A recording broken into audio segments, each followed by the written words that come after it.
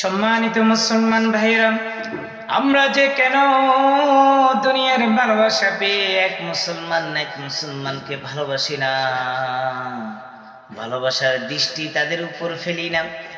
আমার আল্লাহ পাক রব্বুল আলামিন বলল, গো আমার শেষ নবীর উম্মতেরা, তোমরা যে একে অপরকে ভালোবাসো না, কেন যে ভালোবাসো না আমি কি তোমাদেরকে বলি নাই? আমার শেষ নবীর হাদিসের বর্ণনা মতো কি তোমাদেরকে আমি বলি নাই? লা ইয়ারহামুল্লাহু মান লা ইয়ারহামুন নাস, ইরহামু মান ফিল আরদি ইয়ারহামুকুম মান ফিস সামা। ওগো আমার শেষ নবীর উম্মতরা, তোমরা যদি একে অপরকে ভালোবাসো, আমি আল্লাহ আসমান থেকে বসি তোমাদের উপর ভালোবাসার হাত বাড়িয়ে দিব। আমি তোমাদেরকে কতই না ভালোবাসবো তোমাদের ধারণার বাহিরে।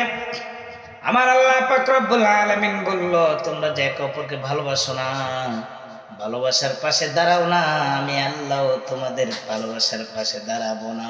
চিল্লাই বলো সুবহানাল্লাহ,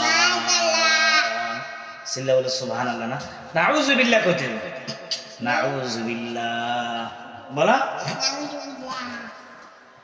ভুল ভ্রান্তি হতে পারে, ইচ্ছে কিন্তু ভুল ভ্রান্তি করলে আল্লাহ আমাদেরকে মাফ করবে না। এখন আমি নাউযুবিল্লাহর মাঝখানে সুবহানাল্লাহ বলে ফেলেছি, নাউযুবিল্লাহ না বলে সুবহানাল্লাহ বলে ফেলেছি ভুলের কারণে। এটা ইচ্ছাকৃত ভুল হয় নাই। আমার আল্লাহ যদি আমাদেরকে মাফ করে দেয়, সবাই বলো আমিন। সুতরাং আমরা মুসলমান ভাইরা একে অপরকে